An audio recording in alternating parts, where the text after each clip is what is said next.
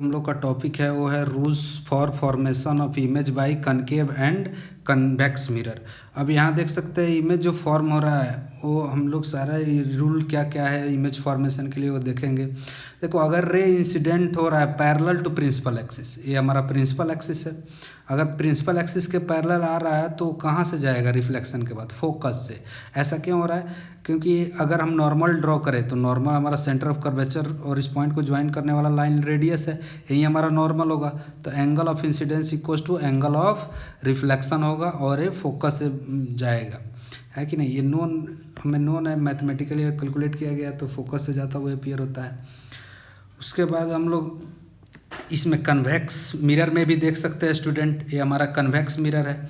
तो यहाँ पर अगर रे प्रिंसिपल एक्सिस के पैरेलल आ रहा है तो रिफ्लेक्शन के बाद वो कहाँ से जाता हुआ अपीयर होगा? फोकस से अपीयर होगा। तो यहाँ भी angle of incidence equal to angle of reflection valid है, क्योंकि ये हमारा रेडियस सी नॉर्मल है ना।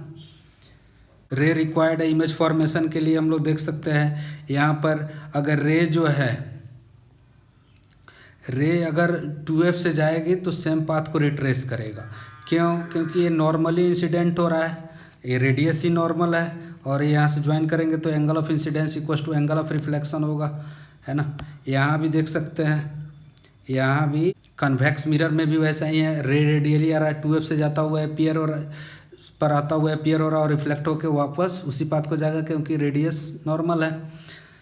थर्ड पॉइंट है हम लोग का, यहाँ देख सकते हैं कि अगर रे फोकस से जाता हुआ अपीयर होगा तो प्रिंसिपल एक्सिस के पैरेलल हो जाएगा।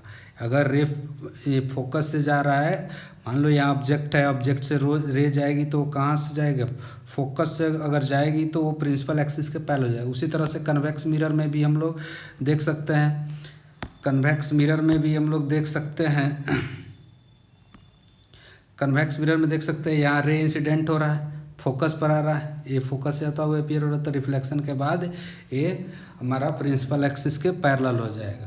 अब ये सारे केसेस को, कन्वेक्स के सारे केसेस को एक ही पॉइंट में हम लोग देख सकते हैं।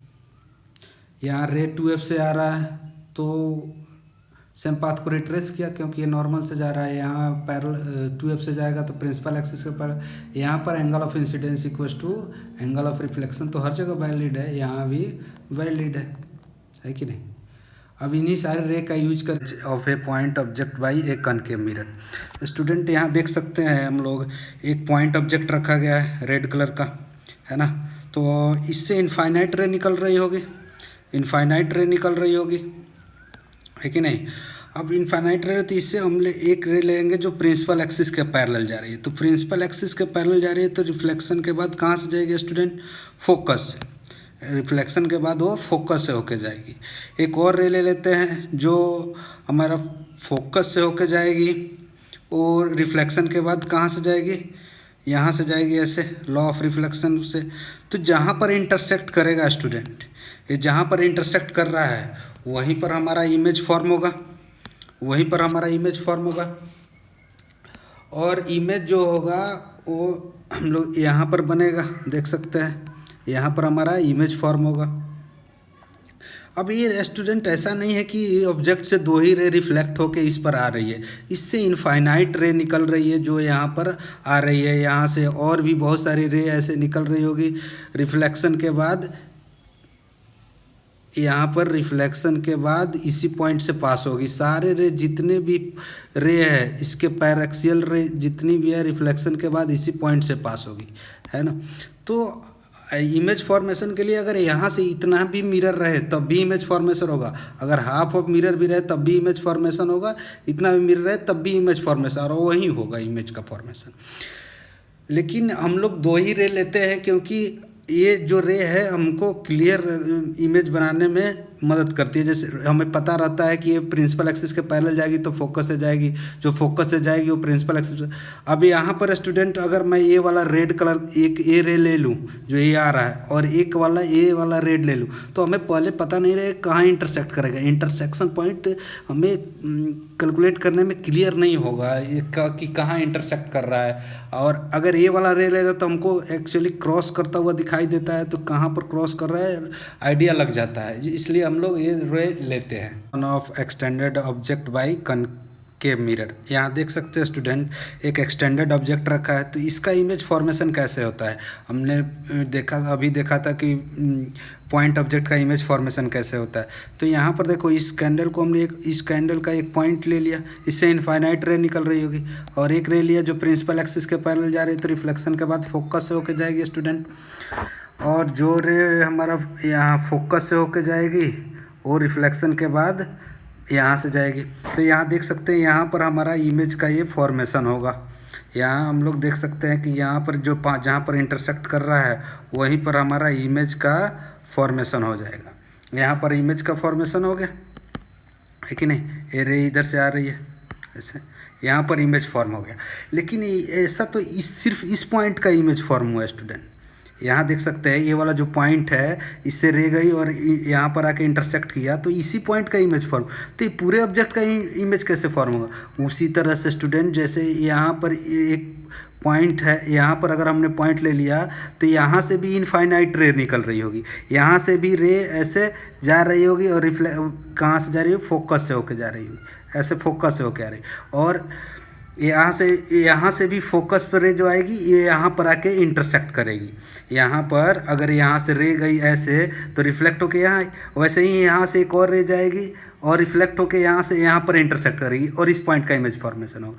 तो हम लोग सारे पॉइंट का इमेज फॉर्म करेंगे तो क्या होगा, ये पूरा बहुत सारी रे हो जाएगी और बिल्कुल हौच पौच के जैसा हो जाएगा, खिचड़ी के जैसे, है ना। इसलिए इससे बचने के लिए हम लोग एक पॉइंट का ऑब्जेक्ट बनाते हैं और उसको हम लोग यहाँ से परपेंडिकुलर लाइन ड्रॉ कर देते हैं। ऑब्जेक्ट अगर परपेंडिकुलर है तो ऐसे ड्रॉ कर देते हैं और हमारा एक्सटेंडेड ऑब्जेक्ट का इमेज फॉर्म हो जाता है।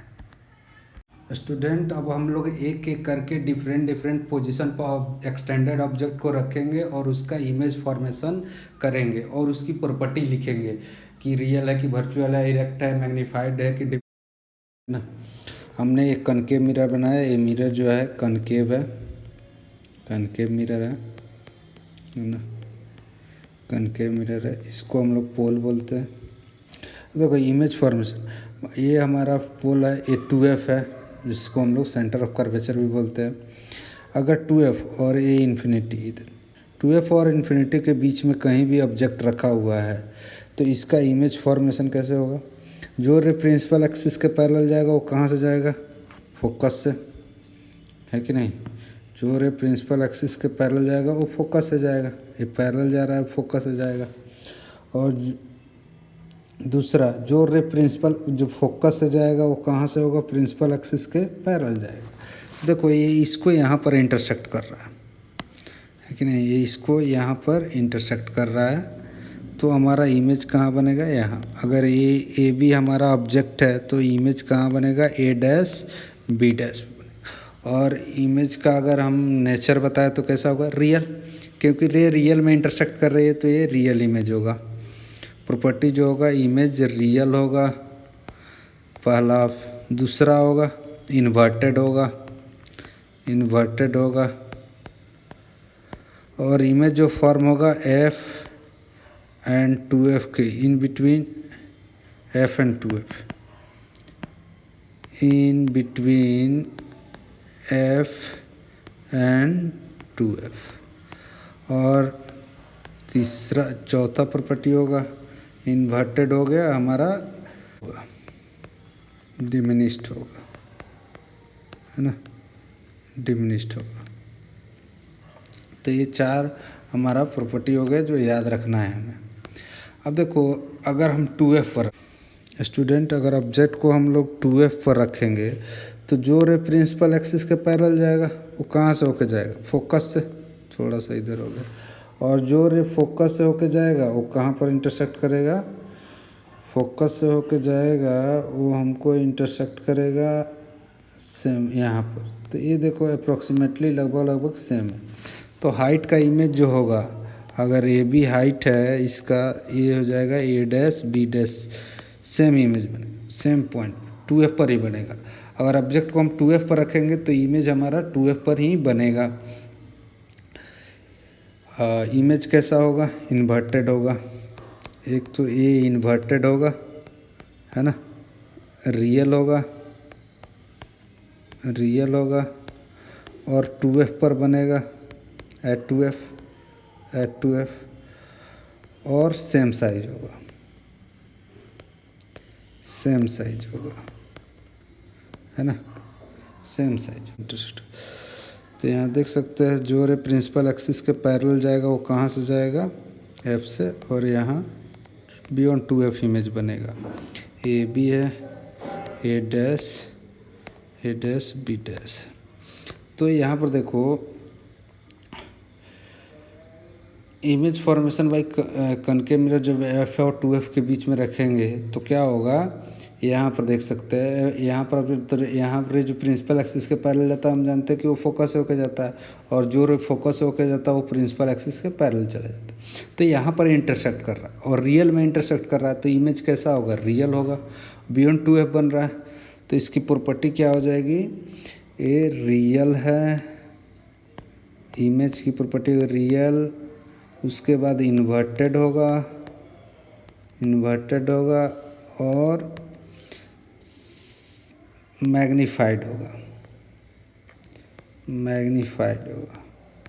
प्लस ऑब्जेक्ट के साइज से बड़ा बनेगा, और बियॉन्ड 2F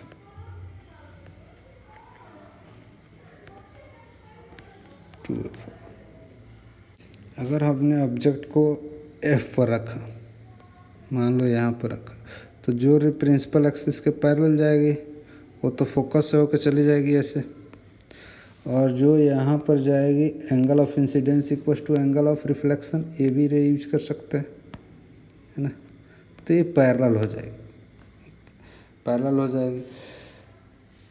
या एक ऐसा भी ले सकते हैं 2F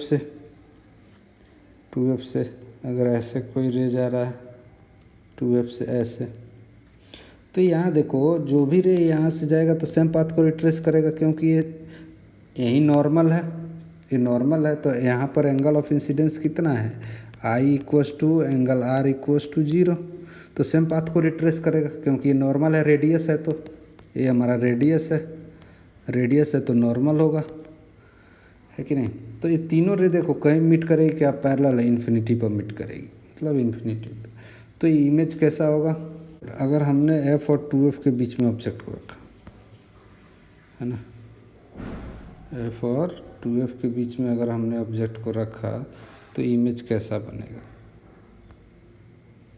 अगर ऑब्जेक्ट को हमने F और 2F के बीच में रख दिया यहाँ पर स्टूडेंट, तो एक तो रे प्रिंसिपल एक्सिस के पैरेलल जाएगा, वो कहाँ से जाएगा, वो इस पॉइंट से जाएगा, फोकस से, है कि नहीं, सॉरी, ये फोकस से होकर जाएगा।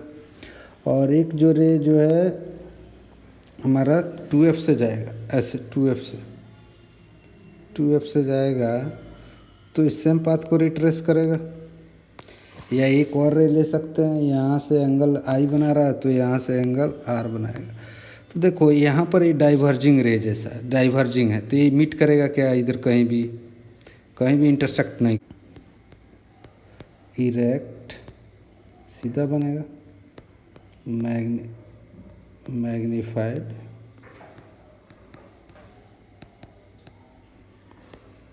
और बिहाइंड मिरर।